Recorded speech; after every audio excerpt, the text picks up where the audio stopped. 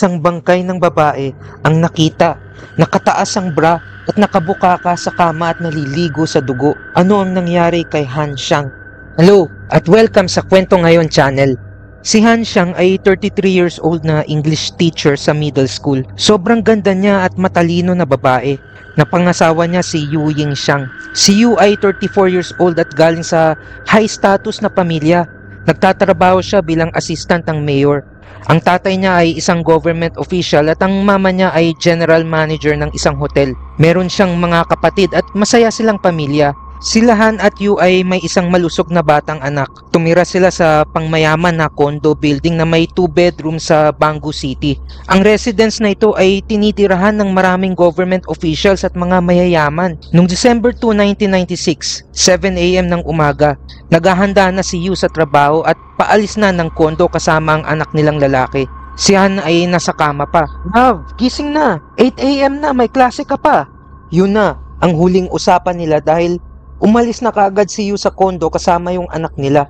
Nung 8 AM, hindi na nagpakita si Han sa school class. Nung 8:30 AM, nag-report ang mga estudyante sa dean dahil hindi nagpakita si Han. Naggalit ang dean dahil bawal mag-absent ang mga teachers nang walang paalam. Tinawagan ng dean ang teacher ngunit hindi siya sumasagot sa telepono. Chapter 2, Natagpuan ang bangkay. Nung hapon, sinundo ng tatay ni Han ang anak nila Han at Yu. Nung nakarating na sila sa kondo, naamoy ng lolo ang malakas na amoy ng LPG gas. Pumasok siya kaagad sa kondo at doon nakita niya ang LPG gas na bukas at may kandilang nakasindi sa tabi. Kaagad, pinatay ng lolo ang kandila at LPG gas. Nung binuksan ng lolo ang kwarto, doon nakita niya ang bangkay ni Han. Nakataas ang bra, walang salawal at nakabukaka at naliligo sa dugo. Tinawagan kaagad ng lolo si Yu sa opisina at si Yu naman ay tumawag ng mga pulis. Ayon sa investigasyon, malinis ang crime scene. Nilinis ng sospek ang sahig para walang dugo. Yung LPG ay galing sa kusina at nilagay sa may sala na may nakasindi na kandila. Plano ng sospek pasabugin ang buong kwarto para masira ang mga ebidensya. Gusto rin palabasin ng sospek na nagkaroon ng aksidenteng pagsabog para matago ang krimen. May mga fingerprints na nakita sa lugar at mga fingerprints na ito ay galing sa ibang tao. Ayon sa medical examination, sinapak ang mukha ni Han kaya may mga sugat sa labi. Sinakal siya at yun ang sanhi ng pagkamatay niya. Pagtapos sakalin, sinaksak ng sospek ang leeg ni Han. May nakuhang semilya sa katawan ng biktima. Ang sabi ni Yu sobrang busy siya sa trabaho at ilang araw na daw sila hindi nag-sex ng asawa niya. Kaya malamang sa sospek ang semilya na ito. Chapter 3, ang paghahanap sa sospek. Ang unang teorya ng mga pulis ay pagnanakaw dahil may mga nakita silang fingerprints sa mga aparador at drawer. Ang problema, imposible na susugod ang magnanakaw ng umaga at maraming taong gising. Wala rin ebidensya ng struggle sa pintuan. Pinapasok siya ng biktima sa loob ng kondo kaya maaaring kakilala ng biktima ang tao na ito. Ang pangalawang inisip ng mga pulis ay maaaring may kaaway si Yu na kakilala niya. Ang problema, wala silang mahanap na sospek. Mabait si Yu, walang kaaway. Ganon din si Han, walang ebidensya na may kaaway na tao si Han.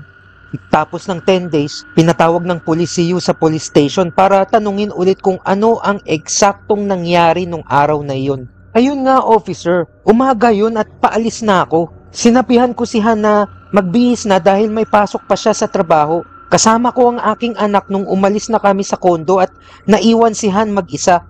Sigurado ka ba na yun lang ang kumpletong detalye? Ang tanong ng pulis. Meron kapitbahay nagsabi nag-away daw kayo ng misis mo. Hindi totoo yan, ang sabi ni Yu. Ayon kay Yu, madalang lang sila mag-away ng misis niya at yung kapitbahay na nagsabi nun ay sinungaling. Hindi naniwala ang mga pulis. Dinakip nila si Yu. Pinugbog nila si Yu sa loob ng kulungan. Pinaliguan ng malamig na tubig. Pinilit ng mga pulis mag-confess si Yu sa krimen. After 7 days ng pagpapahirap kay Yu sa kulungan, napilitan si Yu umamin sa krimen. Chapter 4, ang paglilitis. Nakusahan si Yu dahil sa krimen. Ang depensa ni Yu hindi kanyang mga semilya at mga fingerprints sa crime scene. Isinantabi ng korte ang argumento ni Yu. Ayon sa korte, itong si Yu at Han ay nag-away daw tungkol sa pera. Nung umaga ng 8 AM, kumuha si Yu ng tali at kutsilyo at sinakal bigla si Han at sinaksak ang leeg. Pagtapos nito, Tinanggal ni Yu ang salawal ni Han at tinaas ang bra para ipamukha na may panggagahasang nangyari. Binuksan din niya ang LPG gas at nakasindi ang kandila upang magkaroon ng sunog at matago ang krimen. Ginamit din ng korte ang confession niya sa mga pulis sa kulungan para palakasin ang kaso laban kay Yu. Habang binabasa ng korte ang sentensya laban kay Yu, lumapit si Yu sa prosecutor at sinabi, "Inosente ako! Wala akong kasalanan!" "E di patunayan mo. Maglabas ka ng ebidensya," ang sabi ng prosecutor. Yun na ang huling pag-uusap ni Yu at ang prosecutor. Nasentensyahan si Yu ng panghabang buhay na kulong. Chapter 5, ang paglaya. After 17 years na pagkakakulong ni Yu, biglang binuksan ulit ng korte ang kaso ni Yu. Nakita ng korte ang mga discrepancy sa ebidensya. Una sa lahat, sinabi na sinakal daw si Han gamit ang isang tali. Ngunit wala naman tali ang nakita sa crime scene. Pangalawa ay mga fingerprints at semilya na hindi tugma kay Yu. Noong August 8, 2013, napawalang sala si Yu. After 17 years, pinalaya din si Yu sa wakas at binayaran siya ng korte ng halos 1 milyon. Napaiyak si Yu. Kahit 17 years siya nakulong, nagpapasalamat pa rin siya sa korte at sa gobyerno dahil sa kalayaan na nakamit niya. Chapter 6, ang tunay na salarin. Sino ang tunay na salarin? Yan ang sagot na hinahanap ng mga pulis. Mabuti na lang naging advance na ang DNA analysis. Natukoy nila gamit ang DNA kung sino ang suspect. Siya ay si Wu Qinan. Si Wu ay isang police inspector. Ayon sa mga witnesses, masipag daw itong si Wu. Dedicated siya sa trabaho niya. Nung 20 years old siya, naging traffic police muna siya at nadestino sa lugar malapit sa kondo nila Yu at Han. Hindi na nanlaban si Wu nung dinakip siya ng mga pulis. Ayon sa ebidensya, nakilala daw ni Wu si Han dahil sa isang kaibigan. Doon nagsimula ang pagkagusto ni Wu kay Han. Nung umaga ng 7 a.m., kumatok si Wu sa kondo at nung binuksan ni Han yung kondo, kinumbinsi ni Wu si Han na makipagtalik. Hindi pumayag si Han kaya umatake si Wu. Dinala niya sa kama si Han at hinubaran. Tinakpan niya ng una ng mukha ni Han. Pagtapos ng rape, nakita ni Wu na patay na si Han. Tapos nito, kumuha siya ng kutsilyo at sinaksak sa leeg ang bangkay. Tapos binuksan ng LPG at nagsindi ng kandila.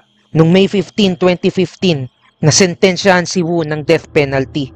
The story of Yu and Han serves as a cautionary tale about the dangers of jumping to conclusions and the importance of thorough investigation. It highlights the devastating consequences of rushing to judgment and the grave injustice that can result from forcing false confessions. It emphasizes the critical need for meticulous and unbiased police work, as well as the significance of advancement in forensic technologies such as DNA analysis. Ultimately, it underscores the imperative to seek out the truth even when it may seem elusive and to ensure that justice is served based on concrete evidence rather than coerced admissions.